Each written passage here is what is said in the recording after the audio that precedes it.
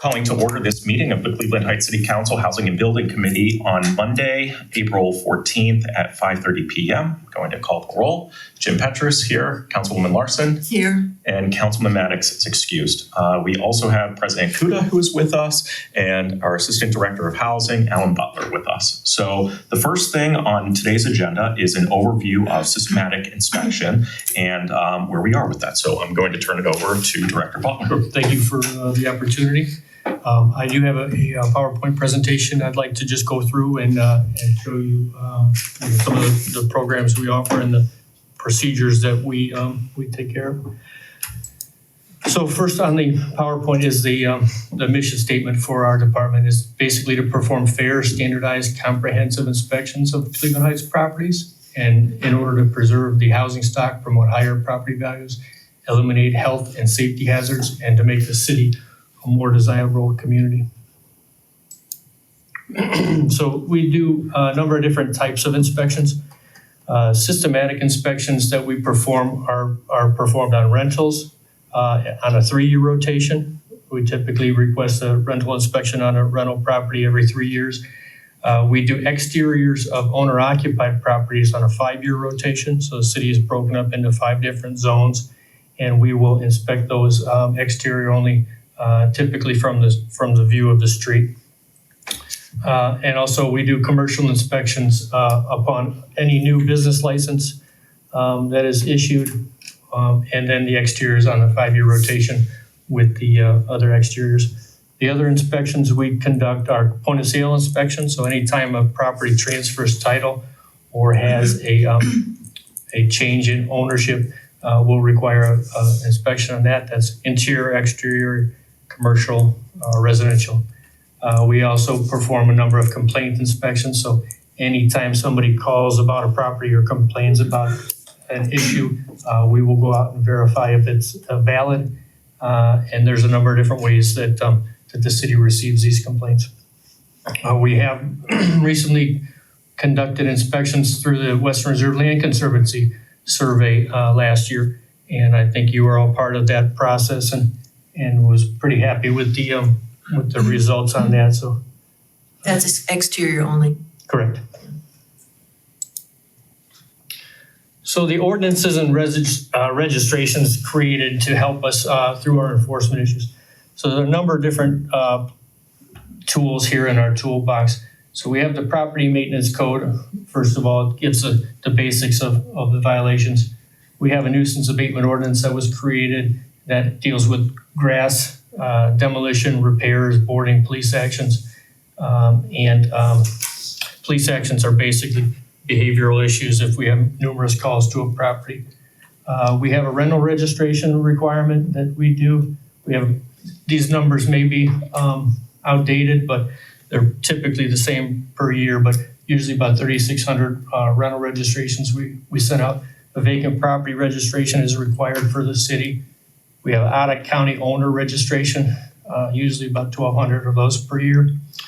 We have a foreclosure bond registration. Anytime a property is vacant and has a pending foreclosure action, the bank is required to put up a foreclosure bond in the amount of $15,000 for repairs needed to that property if they are noted as a violation. If I could, Go ahead. is it the case that there are only 30 across the entire city that fall into that bucket right now? So again, this is slightly old. Okay. When we started out the program, it got up, closer to about 100. And as they got their point of sale, we approved the transfer of title. Now, last time I checked, I want to say this was probably for last year's report, but there were about 30. Okay. Yeah. Councilwoman. So again, that's vacant with a pending foreclosure action. That was my question. So that we passed a tax delinquent rental ordinance, which restricts the issuance of an occupancy permit unless the taxes are current. So that's, taxes for nuisance abatement costs. There's a couple different other things in there that we are not supposed to issue an occupancy permit unless they're in good standing with the county for the taxes and the city for any nuisance costs. We passed a lead safe clearance ordinance for rental properties. That was, I believe, in the last year or 22, two. Yeah. And then it was amended in 23. Right. So we do have that up and operable now. We're working on sending out some of the second notices for that to landlords, and we also have a reimbursement program that we're trying to get through the kinks on issuing some rebates for people who do get their clearance. And then also on here, the creation of a CIC to aid in the transfer and renovation of the tax delinquent properties that we accept through the county's tax foreclosure process. Recently, if you haven't already seen some of the proposals that Planning Department and Housing are submitting to council for transfer of not occupied, but the structures that we have for renovation on a number of those that we've held for quite a while now. So First RFEI. yeah, Right. yeah. So it'd be good to get those back and fixed. So through our office, I also manage the Housing Preservation Programs Office, and basically this is the grant section of our housing programs department. And we have a number of different loans and grants and programs that are available to help owners fix violations or to fix violations on their own. So we have a couple different loans for seniors. A deferred loan, which means they don't pay until the property transfers. A zero interest loan, which they have payments made on it. We have some senior grants. We also have some regular repair grants for people who fall into the income qualified categories. We have a Lead Safe Cuyahoga program we've been doing for over 20 years, where we would basically remediate any lead hazards, replace windows and doors on properties to eliminate the lead hazards for income qualified applicants. Our nuisance abatement program, we will go to a house and clean up any debris, garbage, trash, board ups, grass cutting. It's a really big tool for us to get rid of that blighting influence in a neighborhood on a very quick basis. We have down payment assistance program through HRRC, help low-income homeowners buy a new property, and currently they had up to $10,000 for a down payment assistance. Loan So yeah, currently it's a loan. It's not payable till the property transfers title. But in the coming soon, the Lead Safe certification reimbursement, which we do have working right now, and the expanded ARPA programs. So as you know, the ARPA programs are going to mirror some of our grant programs. We're going to have a little bit more flexibility on the income requirements. So we can probably touch a lot more people with some of the grant programs. HRRC has some ARPA funding as well, and they're looking to expand the down payment assistance program to a larger amount and to be a forgivable. So I think that these are some really great programs. I think that it's great that our city offers them. And maybe this is like more something for Director Shantz, but like if we were able to include something like the newsletter periodically, just to increase awareness, because I wonder how many people across the city are actually aware of these programs. Like these are really good programs that a lot of people could probably benefit from if we were able to include something like each month, like as a reminder, if you have housing violations or if you have needed repairs, check out the Housing Preservation website, something like that could like maybe really help to increase awareness of them. yeah, and as we add the ARPA guidelines for the programs that we're doing with them, we're gonna modify our list of programs that we have, and then we'll get a new flyer out.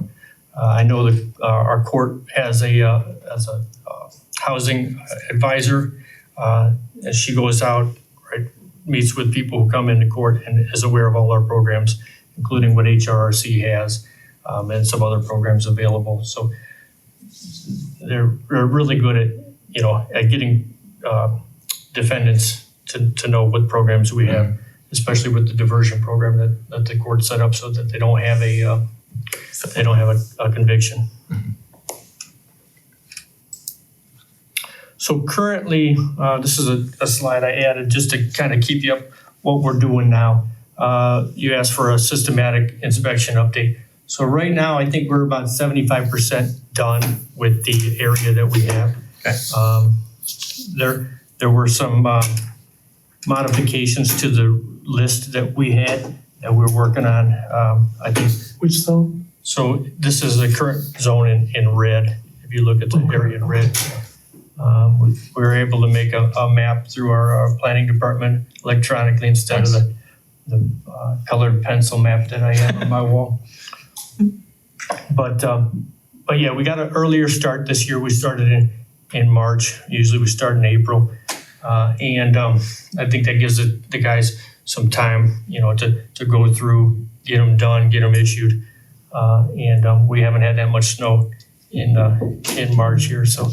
So for clarification, so that's surprising to hear. So it's taken like only a month to get through like 75% of them? Yeah, and again, that's the streets that I know have been taken by inspectors to do. Okay. And when I looked at the number of, I believe we have for that area probably about 1,200, 1,500 properties to do, which is not quite, it's a smaller subset than we usually do. Okay. But I want to say that we're getting close to 750 to 1,000 inspections completed on that already. Okay. So we're making pretty good progress. So if we're already 75% of the way through this year's, is it safe to assume that last year's up in the Noble area that all of those are complete? There's no backlog. Okay. Yeah, we have to complete them within that year's time frame, Okay. or our reporting it throws it off for the subsequent year.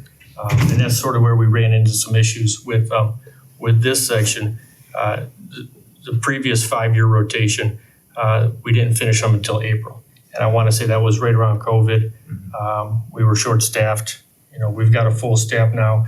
We can split up a smaller group, of the city amongst inspectors. And yeah, they're doing a good job on it. So also during this season, we're prepping for our grass season. The grass contractor bids have been sent out. We've received them back, so we're in the process of picking a contractor and revising our list of vacant lots, abandoned properties that we want to cut on a 2-week rotation. And so just modifying that list and getting it ready for probably a mid-May initial cut. Mm-hmm. We also started reviewing our International Property Maintenance Code versus our local codified ordinances housing code to see how those two codes can be meshed together if we want to take the International Property Code and use that as a basis. Initial reviews, there's some good stuff in it for enforcement, but we don't want to lose the local regulations that we've put in that aren't international code. Mm-hmm. So we right now we're in the early stages of figuring out, what we like out of it, what we don't like, and then how to mesh those together. So I think with that review, it's probably a good time to go over our local code too and see if there's any duplicity or redundancy in there that we want to clear up. Did that come out of the Novak report as a recommendation? So it was a report, a recommendation out of the Novak report, yeah. So good. And by the time, now again, full staffing means a lot, right? Yeah. That we can actually go through those processes Absolutely. and then have some time, to say, hey, how do we want to update these? Yeah. That's good. So in this also, with the code, I'll make a note that our building department is now fully staffed other than a plumbing inspector. Council did budget 2 positions for inspectors, so we are looking for that plumbing certificate to be filled. And so that means we only use Safe Build for plumbing and for backups now. So it's moving back to city control on a lot of stuff there. Also, so we have 3 demolition bids that we received for city-owned properties that were on the RFE I-1, and that We'll probably now go on the RFEI 2 because there'll be vacant lots. These properties were pretty bad condition, but we thought we'd offer them on the RFEI 1 to see if there was any interest. And we've decided that there is some interest, but it's better served to have them demoed. We also have another property demo that the city council approved in March that has an appeal pending on it. Is that Grosvenor? Yes. Yeah. So I don't want to get too deep into it, but there was an appeal on it, and we'll follow the legal process on that. Tenants' right pamphlet per the ordinance that Councilor has introduced was created in April, and we're in the process of issuing that to our landlords through our citizen service system. Just have to work on the letter and the attachment.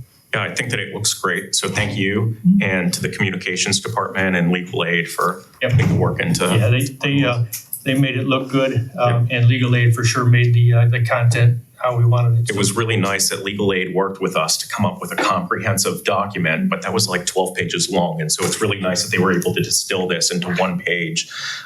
Question. So a couple people have asked me if copies will be available at City Hall. So, Yep. Okay. So they'll be available at City Hall. I did a search on our website. I just searched in tenant rights, and the PDF popped up on our website already. Great. So we're good to go. We'll have some at the counter. Okay, so just go downstairs. Yeah, Okay, and again, if they want, they can go to the website or ask us, and we can email them a copy. Okay, great. Thank you. And then lastly, and I'm sure I forgot a bunch of stuff, but on the current activities, so the lead safe certification notices, I'm creating a violation notice for the first wave of applicants that we broke up the city into, it was 5 different sections, 6 different sections. And so I'm going to be sending out violation notices to the first section that we did on our rollout to try to get some action on. What is 681 area? So the city is broken up into parcel number, and it goes from 681 to 687. So the 681 is basically the first area we picked as a rollout. Right? I'm working through our software system to get that list narrowed down to that neighborhood, and then be able to send out a mass notice to all the landlords out there and the rental registrations. Generally, where is that on the map? So I want to say 681 is probably this northern section here. I think 682 is here. So, is it okay? Yeah, of course. On the Goodnor property, it's okay. Yeah, I mean, you don't need to. So I know that there was a reevaluation, and I know that the school district was interested in some of those properties and got turned down. If you've reevaluated and you're going to knock down another house, demo another house, could the school district come back and reapply? And you're talking about for a vacant lot? Goodnor, on Goodnor. Yeah. Vacant lot. Yeah, What will be a vacant lot once it's right. demoed? And I think that's the reason we decided that would be better served as a demo. The fire damage was severe. Yeah. And it could have been fixed, but because we have a lot next door and a lot down the street, we said it's better served to have 2 lots together. There's a better economic development plan that we can get there. And the RFEI 2 for the vacant lots, I would say that anybody would be able to apply or put a proposal in as to what they're going to do. And the school board, there should be a partner of us. If they're not, if they come up with a plan for something, I don't see why we wouldn't take a look at that. But if the plan is for something other than to build a house, is that part? I would say through that RFEI proposal, right after we would put out there, if they submit something to us, right? I think with the planning director and Brian Anderson, Economic Development, we'll review them and submit it to council.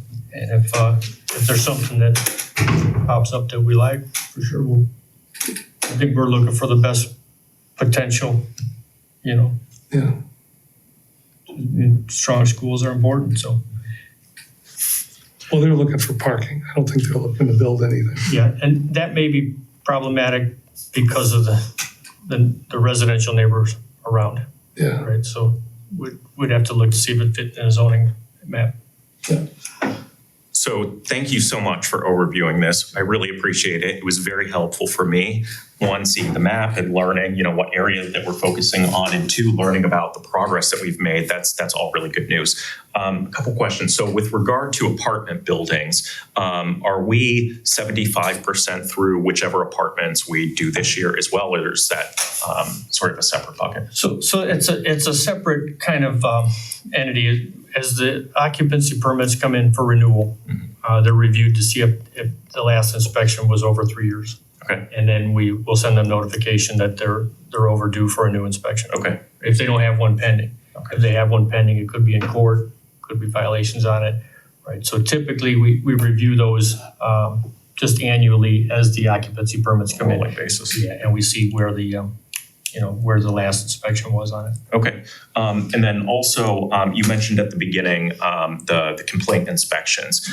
So I specifically asked about the systematic. So I don't want to put you on the spot. I understand if you don't have it right now, but do you happen to know the progress with the complaint inspections? Are we roughly current with those, or is there a bit of a backlog there? So I think I want to say that our C-Click Fix app is up to date as far as anything that was submitted. Okay. Now that doesn't mean that the responses that we put out there have. I know the C-Click Fix app is a little wonky because when we reply to it, we say, hey, it's been completed. So that processing has been completed as far as taking that complaint and issuing it to an inspector and then having them go out and follow up on it. That doesn't mean the violation is complete. It just means that we've attached this to a file in CitizenServe and now we're processing it as we would do any other complaint. So, I don't know, there has to be 50, seems like 50 a day that come through. And Okay. I mean, I'm getting multiple C-Click Fix updates on my emails. Okay. And Latoya does our C-Click Fix app and she's wonderful doing Okay. it. So she's really on the ball. So I want to say we're up to date with that, but that doesn't totally reflect whether the violation is complete. So even though it doesn't reflect whether the violation was rectified, with regard to the inspections themselves, are we roughly current, would you say? Okay. She gets a process right away, gets an inspector assigned to it, and then we go take a look at it. And the way, Council Member Larson, you're familiar with that system. We've seen, and we appreciate, you letting us know what's going on out there. But Well, We'll try call me to- a prolific user. we'll try to assign, if we know that the person who made the C-Click Fix complaint, we'll assign them, if we can, as a contact in the CitizenServe app. And that way you can actually follow the progress of that complaint or open violation if it comes to that. Okay. So we get reminders. We always, there's errors that happen, right? Inspections get completed, but for the most part, if we have something open and processing it, it's just going to take time. We get the easy wins where you go back out and it's completed, and you're like, okay, good. And then you get the ones that take a lot more effort. Yeah. Okay. First of all, could we get a copy of this presentation? That sure. would be helpful. And I'll ask Addie to add it to the documents Yeah, along with these. yeah, thank you. I'm very concerned about what I saw yesterday when I toured the Promenade Apartments on Noble. And I don't understand, Director Butler, I don't understand how they just get worse. I was in there 2 years ago and they were bad, and now it's even worse. And so can you explain to me what's going on? And also, they were in arrears on their taxes. So, but I did see a COO, a certificate of occupancy yesterday. Yeah. Now I was brought to my attention that was issued. We can revoke that because it was an error not issued correctly. So the property has been in disrepair for a while. I think, again, I'm kind of going off of some memory here. I know I have my property investigator, John Julian, looking into it. We've posted it to be vacated because of some of the issues that we've had with the property. Which you hate to see, right?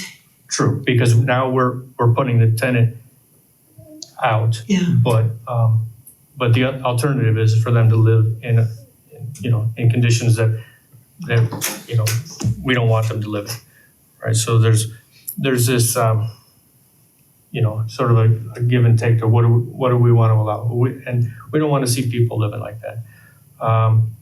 We've got a number of different cases that are issued to court. I want to say there's 5 or 6 pending court cases.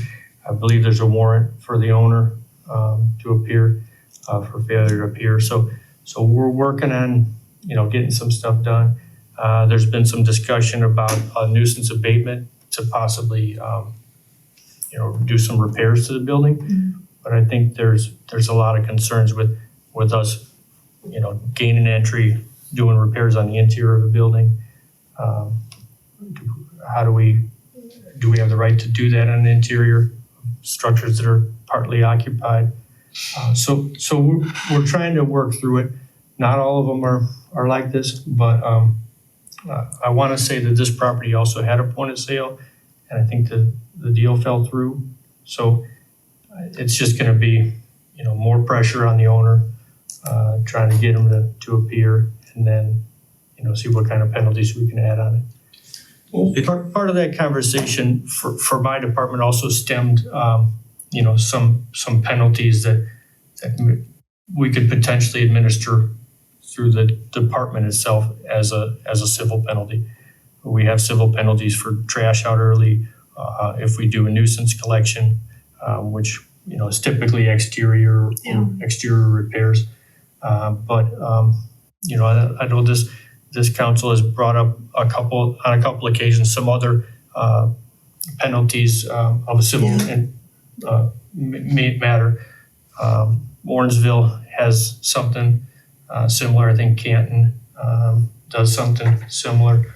So while we're reviewing IPMC, we can review some of those codes in there that allow us to do that.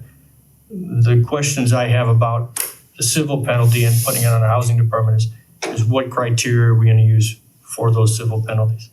Because when you get too many people making decisions on it, then it's potentially skews the enforcement of a civil penalty. Why does that bring in more people to weigh in on it, a civil? Well, because it's up to our department then to issue a civil penalty, not a Is it more subjective in some way than a criminal?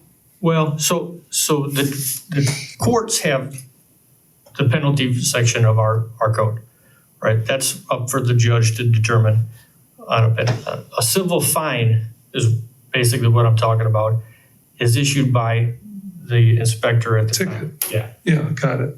Yeah, basically, if you have trash out early, our ordinance says that we can placard that and fine the owner $50, $100. So that would be something that doesn't go to court, that is issued by the housing department as a civil fine. So that has to be regulated in our department, potentially by one person or two persons, or depending on who's reviewing it, to say it's just warranted for a penalty, because we don't want to, if we say, hey, if you have 2 violations over a 2-year period and it's a light globe and a switchblade cover, and we're fining $250 to that person for that. That's not what the intent of the code is. So I want to make sure that if we do pass it, that it's regulated, closely. So just for clarification, so did I hear correctly that we realized that an occupancy permit was mistakenly issued for this property? Correct. And so are we revoking it? Is that the plan? Yeah, I'll look at the file and either send notification that that's not. Do we know how many people are going to be impacted?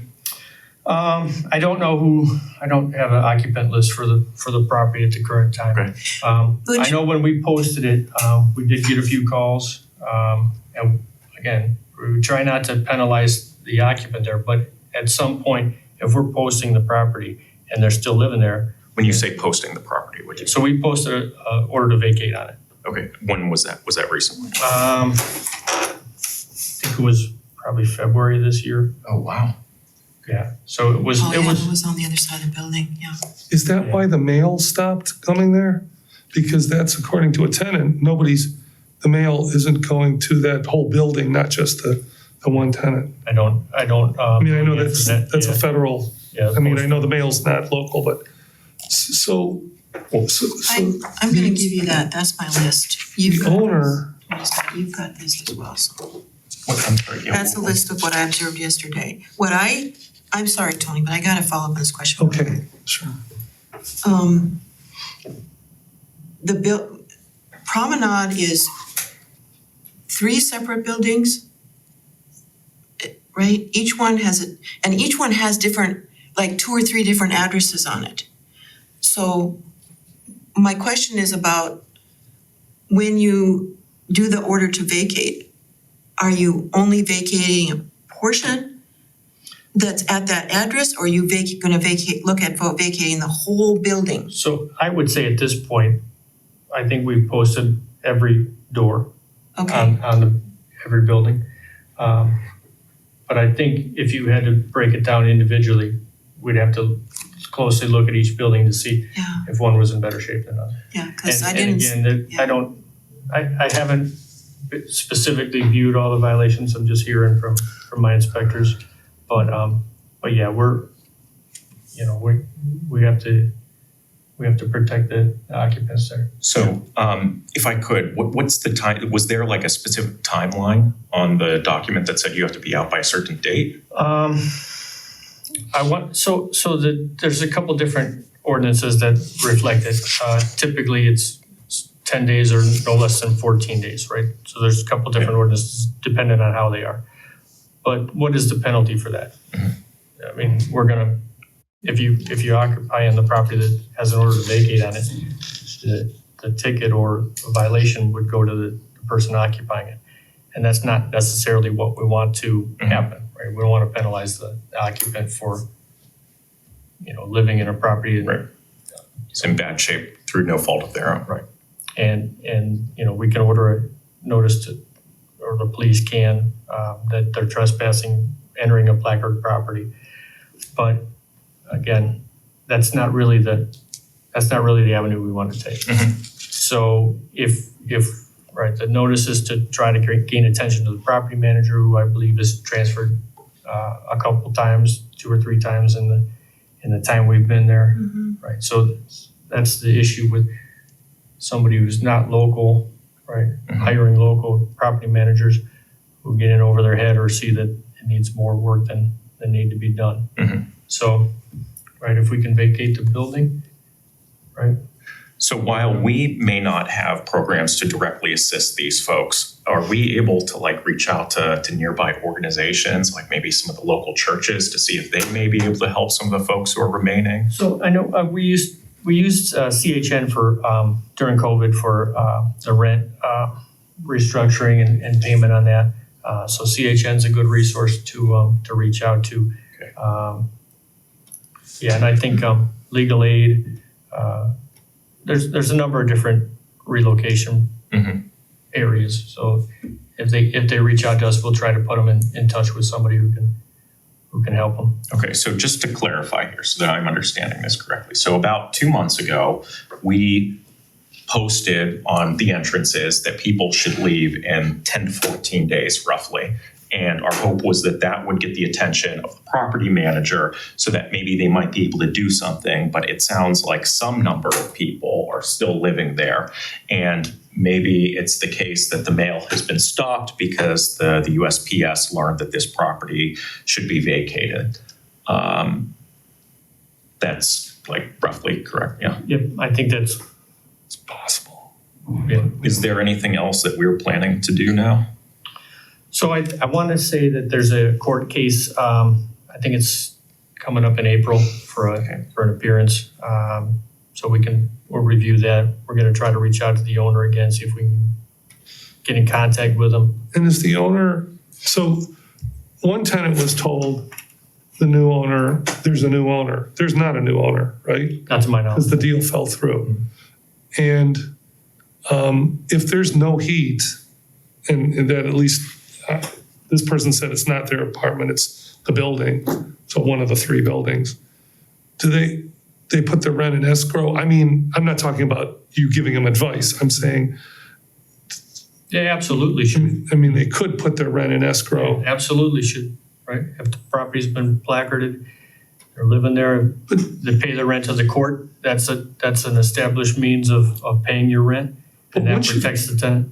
Once you've given them notice to vacate, I mean, Can they legally have people there? well, can they legally have people there? And then why would you, I don't know. I mean, I don't know why you would put your rent in escrow if what you're trying to do is get out of there. I mean, I'm not giving advice here. No, that's true, but it's an alternative. If they do get the property repaired, that you've made your payments and that you're not subject to an eviction. So you are making your payment.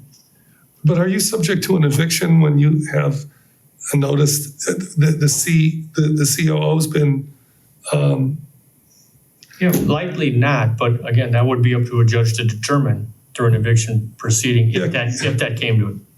I mean, that's kind of like, you can't fire me, I quit. You know, it's, I mean, you know, like, Right. they've already been asked to vacate and the place doesn't have an occupancy permit, so they can't legally have tenants there. True. So I'm not trying to, Yeah, but to just to play devil's advocate, right? So the owner decides to go after that tenant for non-payment and he has a lease up, for another year, right? So that tenant could actually have to be subject to court proceedings to pay him back for finishing the lease.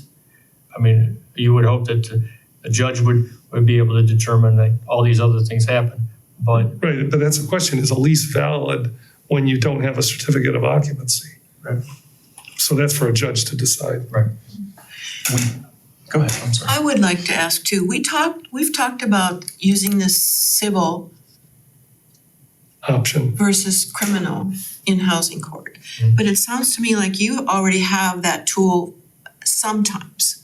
Are there instances in which you could use that tool if we could put that into legislation and give you that opportunity? So again, what we have is a civil fine for Right. for certain items, and it's basically limited to trash on the tree lawn, Okay, debris dumping, things like that, and it's fairly small. But yeah, I think looking at the problems we have with certain situations, right? What would entail a larger fine for certain violations? Mhm. Right? I mean, we'd have to look to see. I don't want to make it as broad as some other cities have, but yeah, I think a civil fine and not a penalty.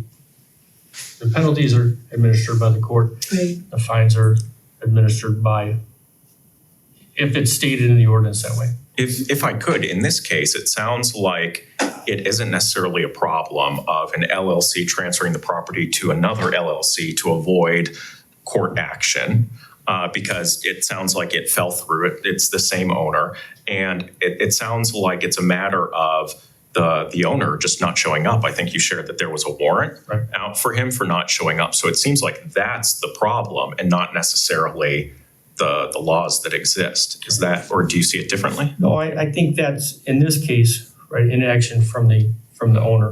Mhm. No representation and not appearing at his required hearings. Mhm. So, again, I'll look through it a little bit more. I know you've asked for some documents, Yeah, and we're getting yeah. those ready. So, yeah, we can figure out, where, who we sent the initial notices to and try to do a little bit more outreach to them, whether. Thank you. The trade-off on the civil option for court cases is the threshold goes way down. I mean, for guilt, if you will. I mean, it's just a preponderance of the evidence more likely than not, as opposed to when you take somebody to court, housing court, and it's beyond a reasonable doubt that you did it, that's a much higher standard. So, the kind of like trade-off is you're technically much more likely to be found guilty and get a civil penalty, Sure. because the judge has to just barely think it's more likely than not that you are responsible for whatever the violation is. I think that the important thing is that Director Butler and his staff know that if there's something that we can do as council to give you a stronger tool wherever it falls into your code structure, whatever, that we're willing to do that. Because Please tell us if there are any tools that you hear about from other cities that you think would be helpful, because it could be the case that we're just not aware of them. You're living this day in and day out. And so if there's something that you think would give you a bigger hammer to compel people, we are all ears. So. Well, you want to ask about the amounts of the penalties? Did you? So I did know, well, Is that I a don't different want thing? to deviate too far from this, Okay. but Councilman Kuda or Council President Kuda did ask that we take a look at the fines that we assess people. And so I talked with Director Hanna, Director Zanf about potentially bringing that up in May during our May meeting. So Director Zanf is going to do some preliminary research and then make a proposal about both what we are doing now and whether there are any changes that he envisions. But again, that's going to come up hopefully in May if he's able to pull that together. But Councilwoman Larson, do you want to read through some of this for us? Are there any particular points that you wanted to share with the group about it? And there were, I think the things that struck me as I entered the building were I living there, I wouldn't want to live there, because you enter these buildings with doors that aren't secured. The first layer of doors is not secured. They just have those white plywood panel doors with a window in them. And then the mailboxes are a mess. But then there's a second set of doors, which I am assuming when these buildings were built in the 40s, that those were locked. The one door at 2734 it's not usable. For some reason, the lock's broken, so you can't open it at all. And then the other one is just open, so people maybe they prefer to do that, but. It sounds like a fire hazard. If a door cannot be opened, if there's potentially a fire. The way this is built, though, in that lobby, both of those doors open up to an open space, and then you go upstairs or downstairs. So you still have egress, you can still get out with the one door. But probably a second door would be better if people had to get out of the building quickly. But the stairwells often have tiles that are missing, or the paint's chipping, and a lot of the walls need to be repainted. There was an area in the first building I was in, 2734, where there was a fire on the third floor, and the door was open, and the apartment was just appalling mess. And then there were holes in the ceiling. When I talk about this, it sounds like a third world experience. And oftentimes those laundries, the vents for the dryers are not hooked up. They just hang there. They just hang there in space. And they're not cleaned. I asked my friend yesterday, I said, do you have somebody that's a janitor or a custodian in these buildings? He said they used to have somebody, but because this would be a janitor's responsibility, right? Wipe down the machines, clean the floors in these laundromats, make them feel user-friendly. And then I walked into the garage with him. The one side of the garage is the door is broken, so you can't even use it. And then the other side is very poorly lit. So I would feel unsafe if I was a female and parked my car in there and it's just full of garbage. And they had to repair a roof in that one garage. There was some leakage, but apparently there's a hole on the other side I didn't see. But I think the thing that bothers me the most is, and I don't know about the lead safe certification process. Yeah, I would assume that they didn't have it. Yeah. A newer building, with brick exterior, probably doesn't have a whole lot of lead paint other than maybe stairways and stuff. Yeah. Yeah, the violations you are referring to are a concern. You know, the security of the building, and you know, over time, things like that do happen in buildings. I don't know if you or Council President Kuda were at the properties on the sides of Quilliams and Noble. Yes. So there were two buildings in a similar situation. I want to say maybe a year or two ago, and both of them now are being renovated. You know, getting occupants back in, some nice work being done. So it's that building I had gone through and secured it. It was a little more open, so you could actually see if people were living there. Yeah. I think one of the problems with the promenade is that the heating systems are per floor. So one floor may have heat, the next floor may And not. they're in the ceiling. Yeah, so, and the pipe, I think some of the repairs they did were not, you know, the right material. Is it radiant heat? I don't know if it's called I that. believe it's a boiler heat, yeah, so. Yeah, because that's what ours are, they're in the ceiling.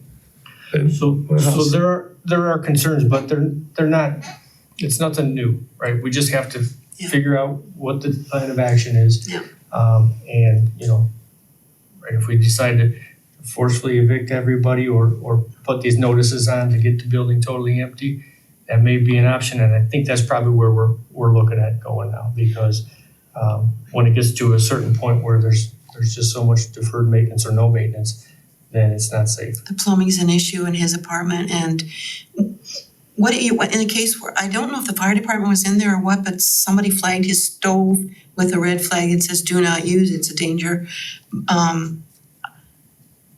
That would be something that the property management could see replacing for him, but Yeah, absolutely. everything else that I saw yesterday was structural. Right. Yeah. And I mean, what our option to go and do a nuisance abatement repair on it is not, it's very problematic. Yeah. So, you know, we use what we can, and I know it's an issue that we want to address sooner than later, so we'll work on it continually. Thank you. Can you let us know if you get to the spot where you're evicting because of the condition of the building? Yeah, again, the eviction is basically the notice to vacate, right? Yeah. We don't really perform evictions from Wrong our terminology, standpoint, but- right? Yeah, no, but I think inventory of who the occupants are Thank you. was probably a next step, you know, to go through. And I did when I drive by the other day, there were I did notice, seemed like a number of cars in the parking lot, so. So I could reach out to CHN if that would be helpful. Would that, Yeah, for tenant aid? Yeah. Yeah. for Okay. sure. is there, and remind me, was there another organization that you mentioned? I can't remember. Legal aid. Yeah, legal aid, there's probably a couple neighborhood children's family services, I think will help people relocate. But yeah, I can't think of them offhand, but I guarantee there's a number of groups that help relocate. Okay, so, and then I could reach out to them and then like copy you on any emails I send so that you're aware of it. Okay. Thank you, Jim. Yeah, of course. Thank you for learning about this and sharing it with us. Anything else on this topic before we continue? Okay, so next is legislation regarding available assistance programs. So we talked in this committee about trying to make the information more conspicuous for people. And so we approved asking the law department to draft up legislation. So I drafted a memo and passed it along to Director Hanna. And he sent a response clarifying some things. I included like some bullet points of things that could be included in a potential pamphlet. And I am certainly fine with the staff choosing whatever information they feel is most appropriate for something like that, because that's their area of expertise and not necessarily ours. Before you go on, what was the intention, like, when would this information be shared? Is that what we're talking about for sharing it when somebody is in housing court? If there's a violation, if they're cited for a violation, at that point, Okay, they would be provided the information, drawing their attention to potential programs. okay. So I will share more information as that becomes available. regarding the next item, the public hearing for commercial vehicles in residential areas. So that is scheduled for next Tuesday, which I believe is the 22nd. As I've shared with a couple folks, I have a family member who is going to undergo surgery, and I think that I'll be out of Ohio for a week to week and a half. So not knowing whether I'll be back in time for this public hearing, I would like to reschedule it. I reached out to Council Vice President Russell earlier today because she and I previously agreed that we would jointly run that hearing. So I reached out to her to see if there might be another date that she would be available, and I hope to talk with her later this evening. But I guess, is there a time that you think would work well, or any that you would want us to avoid? Because as I think about it, let me just. How far ahead do you want to schedule it to make sure that people have good notice? So right now it's scheduled for next Tuesday, the 22nd. We could, potentially push it out 1 week, the 29th. There's a public safety meeting at 6 p.m. And that is also a public hearing. And so, maybe it's the case that we can schedule this for 5, maybe 7, something like that. Or we could, looking further into the future, maybe do something like potentially Wednesday the 7th. It doesn't look like there's anything on the calendar for council chambers or the executive conference room. That would work for me, being selfish. How do you? Don't worry about me. May 7th, something. Okay, so I will mention that to Councilwoman Russell and see if there's something that would work particularly well for her. Don't want to push it out too far. She will say that it's easier for her to schedule meetings during the week that we have a council meeting, because she often has conferences that get scheduled those off weeks. So just to keep that in mind. So Okay. 7th might work for her. Okay, that's good to know. Yeah, with the meetings on the 5th. It looks like there's a landmark commission meeting at 5:30 on the 6th. So that day may not work best, but maybe the 7th. So I will reach out to her and then follow up with everyone. Thank you. We also talked about potential legislation regarding debarment of contractors. So during our last meeting, we came up with a list of questions for the County Inspector General. So I just wanted to run through these. I passed them along and am waiting to hear back. So I'll share the information whenever I receive a response. But just as a reminder, the questions were, does the county allow other governments to add contractors to a list? Again, I suspect that they probably don't. That's their process. And, a contract, maybe we could refer someone to go through the process, but I suspect that we won't be able to just add folks. But that was one of the questions. Also, what sort of education outreach they might be doing to make people aware of this. Clarification on debarment versus suspension, because we noticed there were 2 different processes there, and we did not see a list of those who were suspended. So maybe it's the case that there aren't any, or maybe it's the case that part of the difference is that that list is not publicly posted. And finally, what the criteria are for a suspension. So those are the 4 questions that we came up with during the last committee meeting, and I passed along, and we'll share the responses too. Anything on that point? No? Okay.